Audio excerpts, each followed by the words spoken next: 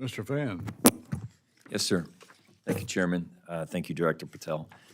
In a local situation, in Maryville, Indiana, within my district, I have a high-intensity drug trafficking area, HIDA, which receives federal funding. That works with the local law enforcement. We are the crossroads of America near Chicago. The drugs that you're talking about are transported through those areas all the time. With these budget cuts, can you talk about how those HIDA and agencies will be funded? Absolutely. Thank you, sir.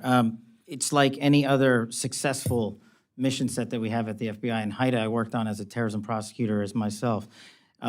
Extremely critical because, like some of the other situations across the country, that region has been recognized, unfortunately, because of the high-intensity drug flow. In order to countermand it, we have to keep these task forces open, up and running, and funded.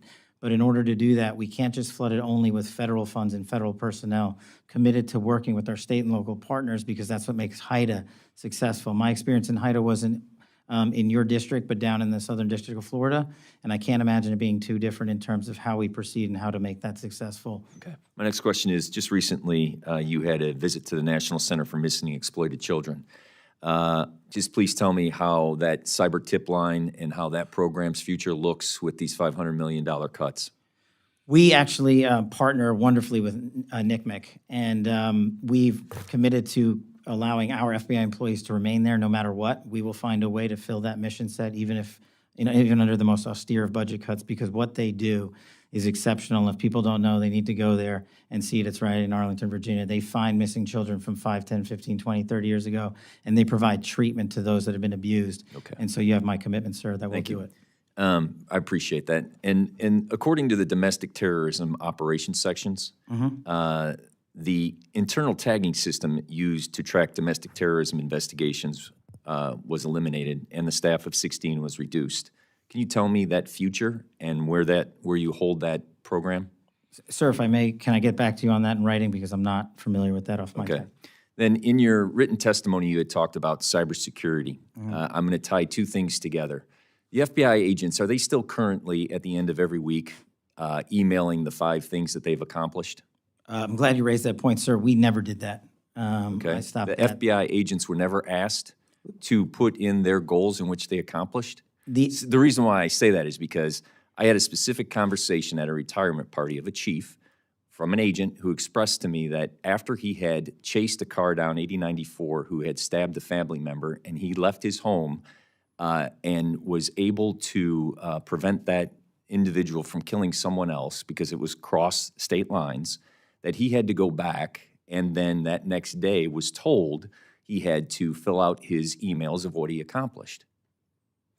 That email was sent across government agencies. So it was sent to the FBI. It was sent to. So you just said it was never sent to the FBI. So was it or was it not? It was sent to the FBI. I, as the director of the FBI, said we are not. Who sent it? We are not responding to it. It came from a general account at the department. Okay, so then my next question is, that information that my FBI agent in my district sent to that agency, how is that information protected? I'm sorry, are you saying the agent responded to that email? Are you saying they did not? I told the workforce not to. But you just told me that they received the email. We did. So without this, let's just assume that they did.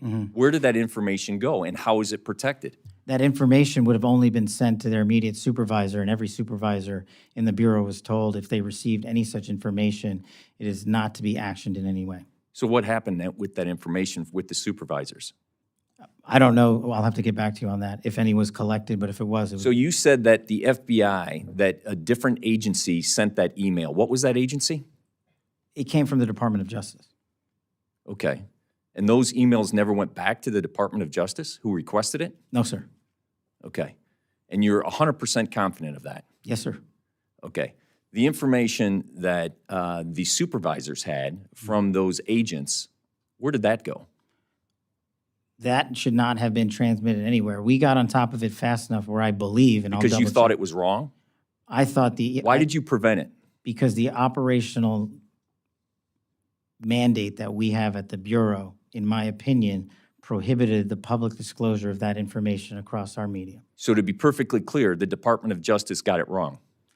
I'm not speaking for the Department of Justice. As You are saying that that directive was in complete conflict of what your procedures and processes are. my procedures and processes are under the Department of Justice. I'm saying as a subordinate of the Department of Justice, that's where the email came from. I don't know where it came from on top of them. But your directive was to make sure that the Department of Justice did not get the FBI information, That no one got it. except the supervisors. Why would they request it if they would never get it? Well, the supervisors were told to stand down. What I'm trying to say is, when that email came in, we acted as fast as we could, I think the same day, to say we are not in a position to do that. Everybody hit pause till we figure out what to do. And the end result was we at the FBI are not complying with that request to publicly do so. And we told agents that if you feel the need to express that information to your supervisors, only do so on the classified system. Okay. The information that I received, that personal conversation that I had, that agent didn't seem like he felt the need. He felt it was a directive. I thank you for your forthcoming. I look forward to working with you. The purpose of me bringing up this questioning was to make sure that that information is secure. Yes, sir. Thank you I'll very double much. check. Mr. Moore. I yield back.